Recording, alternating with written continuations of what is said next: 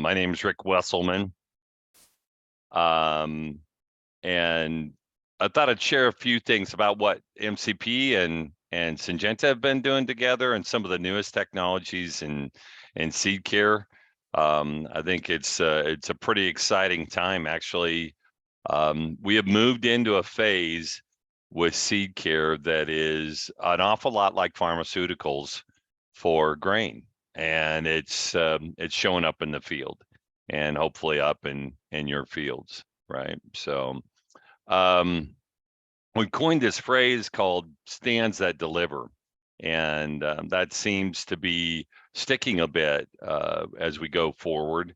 We've had some good luck getting stands, and we feel like if we get off to a great start, I spent a lot of my time with Syngenta in crop protection above ground, and I've come to believe, growing up on a farm and now working in this space, that this is probably one of the most important decisions that a farmer can make, and that's genetics, obviously protecting it with a seed coating and some sort of a fertility package to get it off to a great start.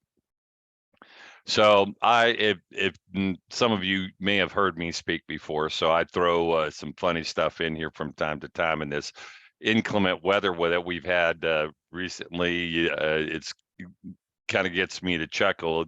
First guy here says it's windy, and the next guy says, no, it's Thursday.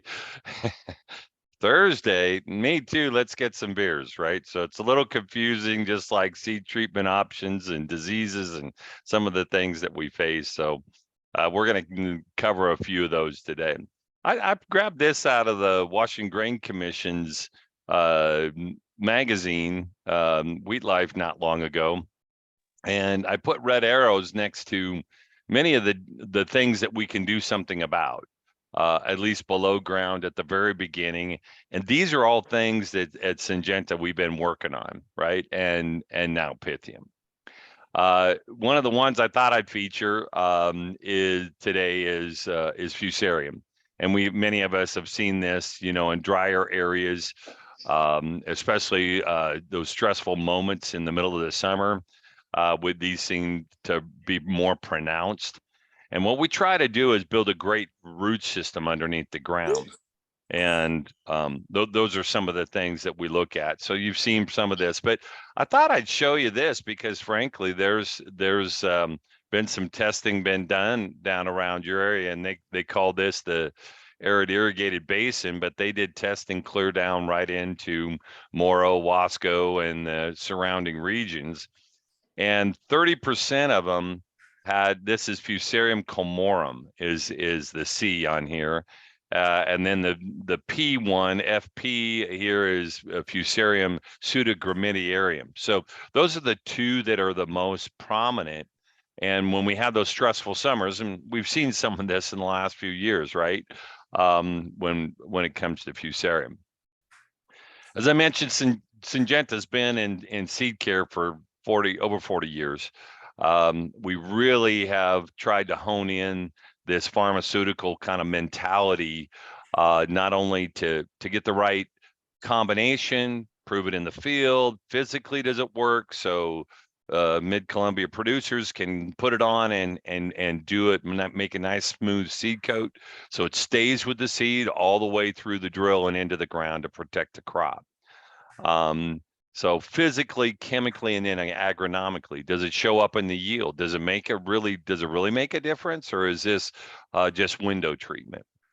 Again, we've been at this for a long time. You could see all the things on the screen: Apron, Cruiser, Vibrance we introduced in 12, Trebuchet, and we just introduced Vianthus in winter wheat last fall, and you folks were able to enjoy using that.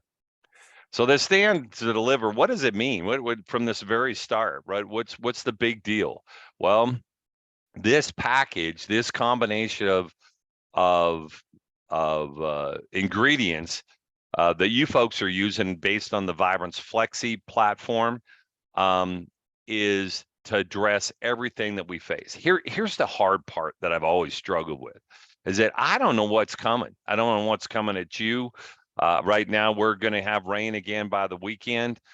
We froze again the last 2 nights, are right on the verge of it at 32. These plants are stressed and going in and out. We had a warm period not long ago where it started to kind of grow again. So we're trying to start early root stands with Vibrance. We did that early on. Now, a second mode of action, one of the best second modes of action in the marketplace, brand new active ingredient in Trebuchet in the last couple of years, and now Vibrance for Pythium. And you go, wow, I don't know. In Morrow County and Sherman County, I mean, do we really need to address Pythium? And I'll try to make that case with you here in just a few minutes. So one of the things that we looked at with research with Brad and his team in the seed area was, is it more important, disease or insect, or are they both important? What should we be focused on in your backyard? And you could see a fungicide only versus cruiser only. And you could see that the fungicide here makes a difference in your backyard. This is a really important piece. Here's Complete versus Terexa. And you can see those are pretty similar. Sometimes you get a little lighting change. Canopy closure about June 15th out of this particular trial, cruiser only. And you can see the high rise in the Terexa look pretty darn good. And then you take that all the way to yield, right? And you do some comparisons in moderate to low infestations of wireworms. I think you've got a great package that has been chosen by your seed team. And I think if you've got nuclear wireworms, I think looking at Terexa is a critical piece of the puzzle to try to take care of nuclear fields. But as you can see here, quite a few situations here, it makes a difference. So I often ask in meetings recently is that, you know, what's the best value in weed control without using a herbicide? Well, many of you have shout out and have told me this, that stands, canopy, you know, that if we can have crop competition, that makes a big difference. What's been lost a little bit in the technology that Syngenta has been using in these early days with seed treatments is roots do the exact same thing. So if you're above ground and you got a good canopy and you're fighting weeds, and I know that you folks got some cereal rye and downy brome and some of those kinds of things that you fight from time to time, a good root system from the beginning is really critical to crowd out the same way that a canopy would above ground. So Vibrance is that piece. Early on, we saw some root panels. These, we call them rhizotrons. We looked at some of the platform. The platform that you use is Cruiser Max Vibrance or a Vibrance Flexi, but it's built off. It's our colorless formulation. That's what Vibrance Flexi is. Some of you like to, I noticed a few years back, Lindsay and Brad had been exploring some yellow seed colorant because it was easier to see in some cases. And that's the reason we went to the Vibrance Flexi platform, is because you can customize the color a little bit. But you can see the root systems here. As we go up in premium packages, these type of root systems can mine the soil for moisture and nutrients when it's really dry and compete with weeds. These little root hairs are monumentally important to mine the soil. And we try to help hold on to those with by protecting against rhizoc. Trebuchet is our second mode of action. Vibrance is our second mode of action on rhizoc, and Trebuchet is a second mode of action on Fusarium, which is, as we saw earlier on, really important in your area. It really brings together some power, spectrum, and vigor to get us off to a great start. The reason we added it is if you look at back in the untreated days, when you look at this pink over here in the far left, untreated, that is usually an indicative of Fusarium. When we brought Dividend, we cured a lot of that. Do many of you remember why we brought Dividend to the marketplace? Remember a little nemesis disease called TCK smut? It was messing with our trade relationships with China and other folks. And so it made a huge impact. And in recent years, when we added Trebuchet, you could see the difference we made. But in your Vibrance Flexi platform, those one all the way to the right, this is what we've seen perform very, very well in your geography is what got a little Maxim in there. And it keeps the seed cleaner longer, and again, helps those roots develop as best as possible. We have some Cruiser in there. Cruiser is an insecticide that's systemic. In the spring, it's really important because we go against Hessian fly and aphids and wireworms as well. It's very, very effective. The dose makes the residual. How long you want, you can adjust that a little bit, and to hit the species that you're trying to get. And last year we did an interesting. This is a composite of data across 6 locations, varying weather conditions, varying moisture capacity. Some in high producing areas like Walla Walla to Reardon and Dayton, which are moderate, right? And you can see that all the way over here to the right is VFT High Rise. And VFT High Rise is the one that Mid-Columbia Producers leans on pretty heavily and really brings a difference. So this comes back to this question: is it insecticide? Is it a disease? It's both. It's clearly we're having an impact on the vigor in that plant in the early days, but building big root systems and having a unique combination that'll address all the different issues that you might face in a particular year is really powerful. So plants matter. I'm lately I've got 2 grandkids, so I have reverted back to dad jokes. So if a plant is sad, do other plants photosynthesize with it? So anyway, it's just to make you look up for a minute. So Pythium, I wouldn't normally think of Pythium in your geography as being a really high issue. We can have it in wet fields. When we plant into colder than 55-degree temperatures, the fall and the winter crops, probably not so much. In the spring, probably we are taking, especially as our operations get bigger, we're planting earlier. I've got some guys in the Athena, Oregon area right now. They planted 700 acres of peas using some of my technology 2 weeks ago, because it's going to sit in the soil and it's going to be under attack. And so we're trying to hold it, keep it in tact and give it every chance we can. So there's seed treatments are a part of Pythium, but in wheat, what it does, it doesn't really kill the plant, but as you can see on the right, this is Dr. Cook's work, one of his pictures out of Washington State University. When they cleaned up the soil and the soil was virtually Pythium free, you saw the root systems on the right. When you have it nibbling at the wheat plant, you can see those are trimmed and they're truncated, if you will. And in 22, we did surveys, and I have consulted with Washington State University, Kurt Schroeder out of University of Idaho. Every field that they have tested and surveyed, 100% of them have Pythium. Now, not all of them pathogenic. Not all of them are going to be mission critical and taking a really hard hit on a wheat plant. But 100% of, so we have Apron that's in the Vibrance Flexi platform, but we now got a second mode of action because of this particular pest. Okay, so we call it Viantis. If you like to use your computer and your phone, you could take a picture of the QR code and you can come back to that later if you'd like to. But it really is stepping up our level of control. What Viantis does is virtually every species of Pythium that we have tested it on, it's active on.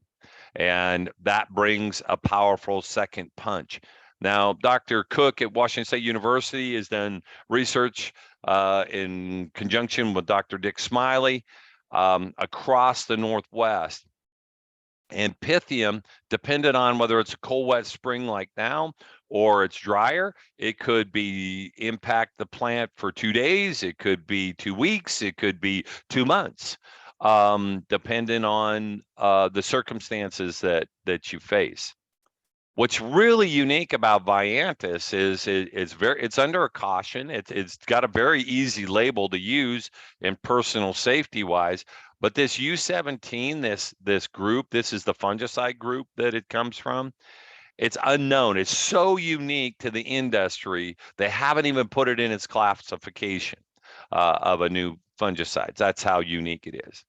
I wanted to show you a couple Petri dish. So a lot of times Pythium is there right at the very first days, okay? And it can attack it. You can see on the bottom left to right is garbanzo beans, but across the top is wheat. And you could see that when we add PCBX, Picarbutyrox, or Viantis to this mix, you could see how clean it is. Now, this is irregular. This is a sensitive isolate of Pythium, but there are some places where we find resistant Pythium isolates called Ultimum, and you can go across that same top line and you could see the difference in holding that off of that plant and that seed in those early days. So in the first 45 days, if we can get you out of the ground and rocking and rolling and get a good stand, good root system underneath this wheat plant, we have the very best chance. So this is the combination that you use. We add 3 major ingredients to it because Vibrance Flexi in the green up here at the top, it is very, very active on a broad spectrum. And then we add some Cruiser to it. And we have also some Viantis. So those are things. So we build a package that's got multiple modes of action that'll help attack what you're facing. This really makes a difference on technology. So we might like to, so when you go to paint the walls in your house and there's a smooth coating, right?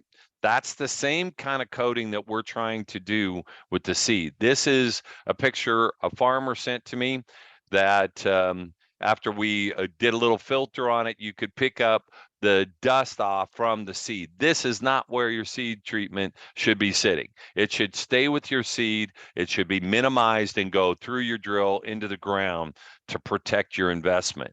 And we know with the price of wheat and the cost of inputs, we need every bushel, every plant to come up that we possibly can. So the stands that deliver, again, this important package, Vibrance getting us rooting power and helping with Rhizoc, Trebuchet with Fusarium, and Viantis as a second mode of action on Pythium is where we try to bring. We're bringing some of the newest technologies. Again, I repeat myself, but I think it's a lot like pharmaceuticals for wheat crops to get off to a great place. I thought this was kind of funny. A friend of mine sent me this. I followed this Chinese balloon for almost 200 miles, only eventually realized it was bird poop on my windshield. Thought that was timely with the current things that we've seen in the news. With that little bit, I'll say thanks and close and take any questions you might have, or if there's anything I can help with.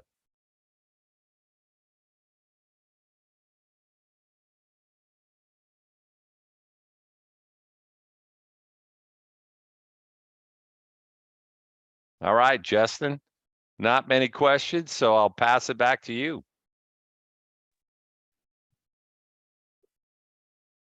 Perfect. Thanks, Rick. Now you guys are stuck with me. My jokes aren't near as good as Rick, so we're just going to talk about this declining wheat prices. So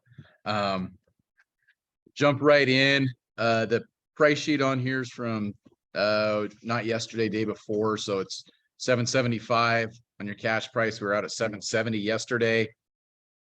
Futures were down this morning before I came over. Looks like they're kind of trying to push back to unchanged at the moment. Of course, this is on a delay, but so I don't see a lot of big changes this morning, probably to the cash price.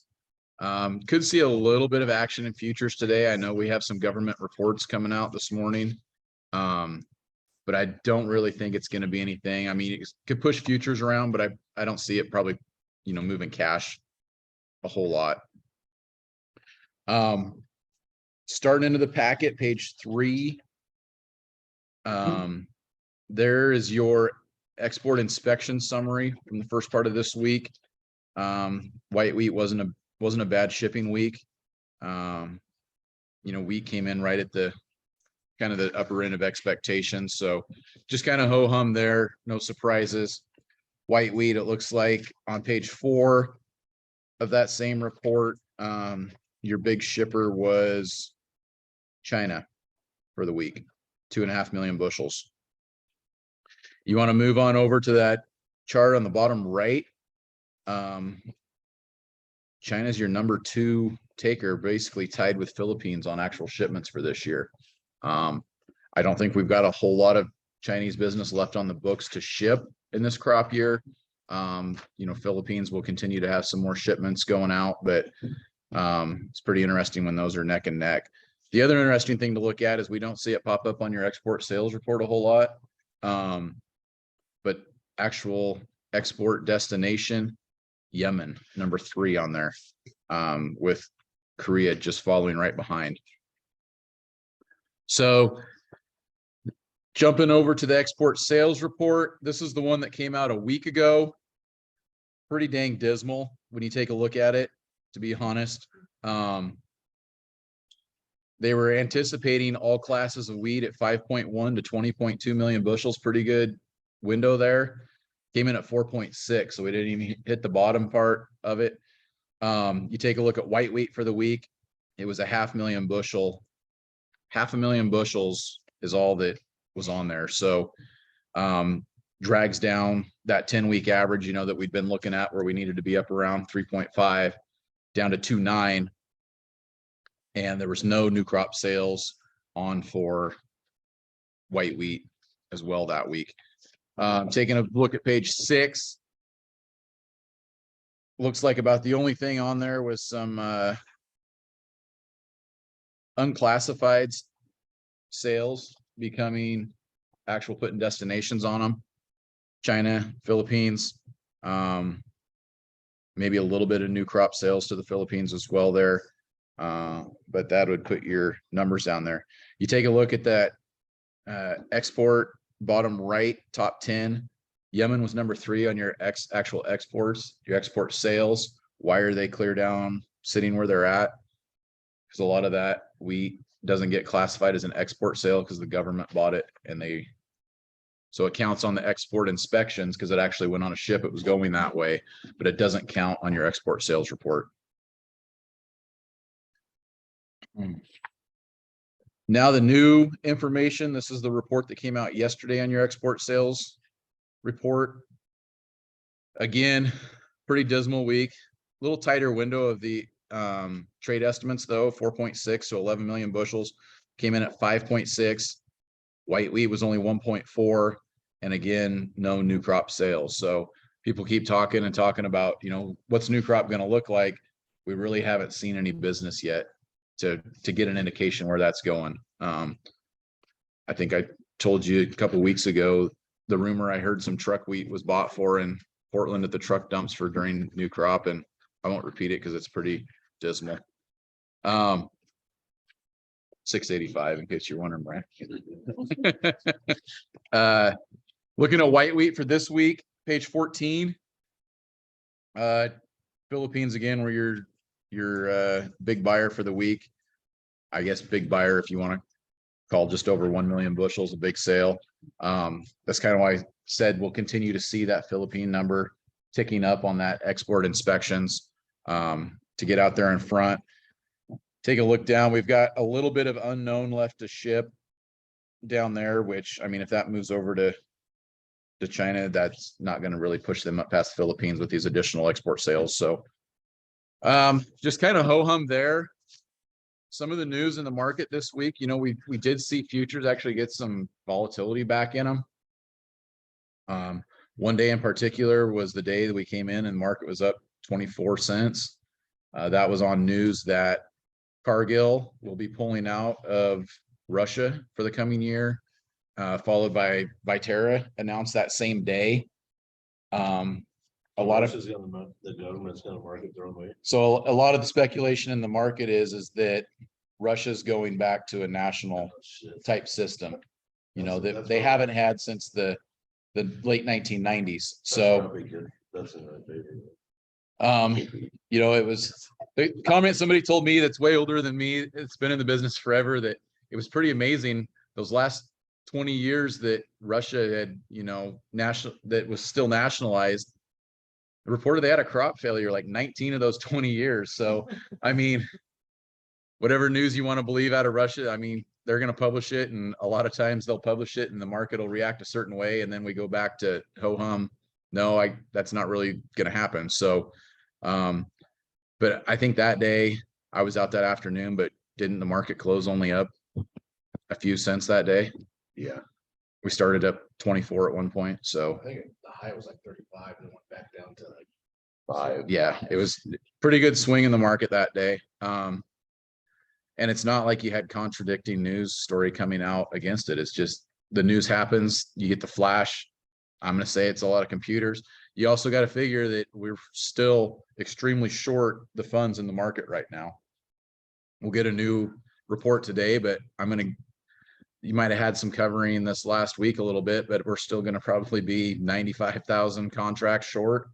So if those guys are short and there's news like this that comes out, there could be guys that are real quick to jump out, you know, of that short position. And then you're going to see that quick flash upward move in the market. Again, we're not seeing a push a lot on export or on our cash price. Yeah, when we were trading up, we've got 2 exporters. They're still competing a little bit for some wheat. Nothing super exciting. I mean, you got to see the market move up 10 or 12 cents to get 5 cents pulled out of the cash side of things. But those export sales you're seeing, I mean, we don't have new crop hitting. We're running out of time for this old crop. I think we're kind of going to flatten out here, and what we've got on the books is about there. So you take a look at China being as far along in their buying as they are this year. Do we really anticipate them? I mean, it's not out of the question with the price being driven down where it's at right now. They're always opportunistic buyers, but with the amount they've bought this year, are they going to really step in and buy a whole lot more? So, with that, anybody have any questions out there? It looks like the old man in Clarkston finally got his internet working, so we'll ask him if he's got anything to chime in today. Budro, are you awake? I'm awake. Good morning, guys. Justin hit everything pretty much on the head. In my career, I don't think the world's ever been mixed up on what the price of wheat is.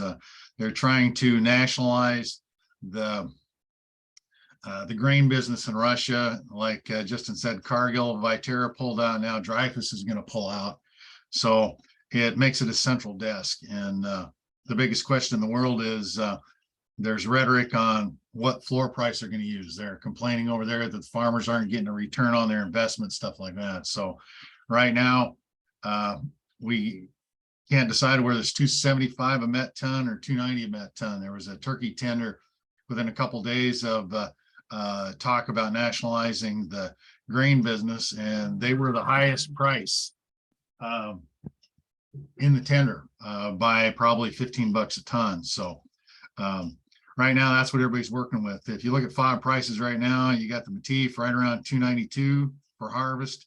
White wheat's probably 294, which is around $8 a bushel. Soft reds at 285 a ton.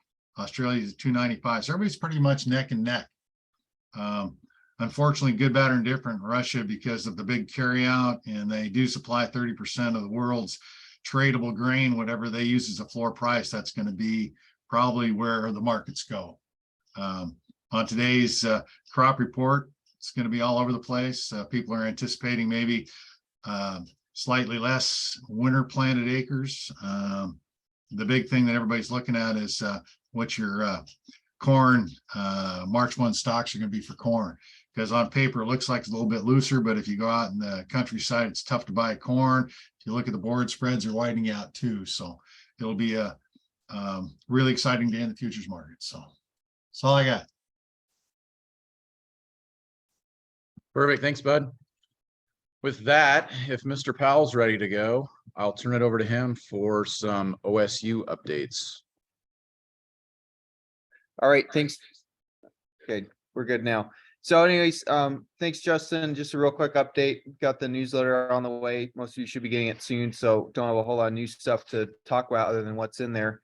Really, the next big thing I've got coming up is just crop tour stuff happening in June. So just you can kind of pencil this in. It's in the newsletter as well, but we're looking at doing a Sherman County crop tour on Thursday, June 1st. And then the week later on Thursday, June 8th, we'll be in Wasco County. Again, the Wasco County one will start with the wheat variety trials like we usually do. This year, they're at the cemetery block, so they'll be right there by the Dufur Community Cemetery. Sherman County will probably start at the extension office tomorrow is probably where we'll kick things off. And then the week after that, Wednesday, June 14th, is when the Sherman Station Field Day will be here at the station here in Moron. They're going to start at 7:30 at the fairgrounds. So it is at the Experience Station here, but they are now starting and leaving at the fairgrounds just because of the improved parking there. And there'll be a few other presentations there as well, in addition to tours around the station. So other than that, that's kind of the next big thing coming up. Hopefully they'll all be nice windy days, but we'll see. Usually we pick a date and that means it's going to be a beautiful spray day. So we'll see. But yeah, other than that, no big updates. Yeah, I mean, like everyone else, I'm waiting to let things warm up and let the wheat actually start growing. At least the stripe rust outlook looks pretty promising. Don't have a lot of rust issues yet to worry about anywhere really in the P&W. And obviously we can see the weeds aren't too terrible out there yet either, but unfortunately also the wheat is doing the same. So in that newsletter, I gave a quick update that basically in terms of growing degree days for last week, basically where we're at, assuming a planting date of October 1st, we're about 600 growing degree days behind last year.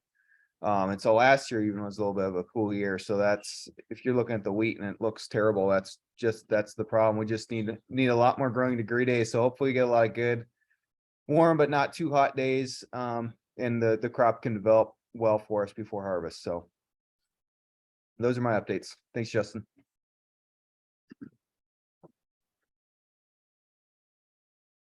Thanks, Jacob. I don't see any questions in the chat, so if nobody else has got anything, we'll dismiss class and get one step closer to the weekend. So no, we're good. All right. We'll talk to everybody in 2 weeks. Thank you. So Bud was saying,